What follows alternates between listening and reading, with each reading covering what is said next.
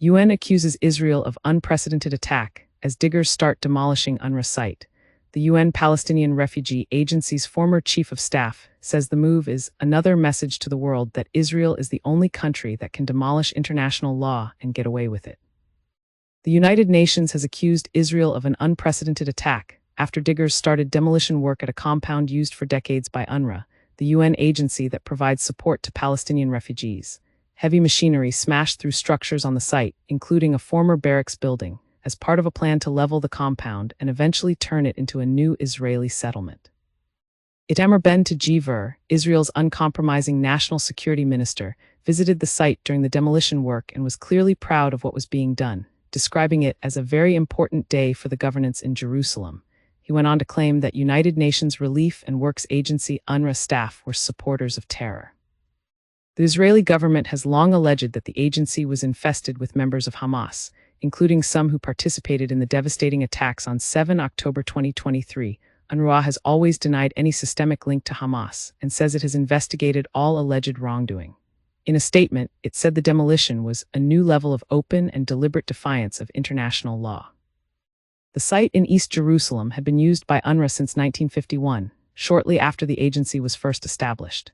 However, Israel introduced legislation in 2024 to ban UNRWA's operations, leading to staff leaving the compound, which includes a series of buildings, a year ago.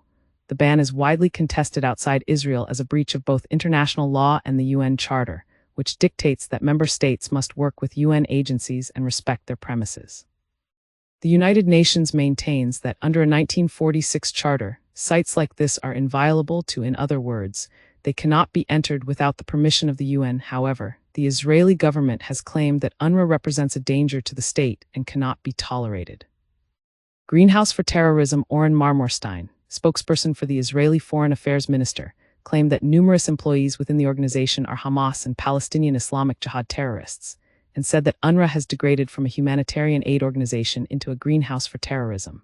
Israel's foreign ministry said the seizure of this compound by Israeli authorities was carried out in accordance with both Israeli and international law. The UNRWA compound sits just inside East Jerusalem, meaning that under most interpretations of international law, it is considered occupied territory, having been seized by Israel during the 1967 war. The United Nations still pays money to Jordan to lease the land, but Israel does not accept the legality of that agreement. In a statement, the Palestinian Authority's foreign ministry said the demolition work was a dangerous escalation, a blatant violation of international law and an infringement of the privileges and immunities of United Nations organizations. Around a month ago, Israeli authorities entered the site, took away equipment, and raised an Israeli flag. At that time, it was claimed that UNRWA owed taxes to the municipality. Now the government has justified its work by saying that the site belongs to the Israeli state and that the UN can no longer claim immunity because the compound is vacant and unused. Read more from Sky News. Spain begins 3 days of mourning after train crash, surfer lucky to survive. Sydney's fourth shark attack in 3 days. Israel claim absolute nonsense. A UN official described that claim as absolute nonsense and added, "They can say what they like, but it doesn't make it real."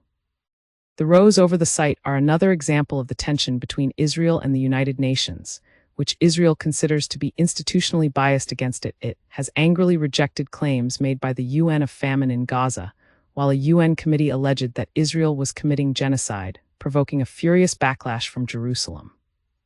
Hakam Shawin, UNRWA's former chief of staff, told Sky News, "This is another message to the world that Israel is the only country that can demolish international law and get away with it.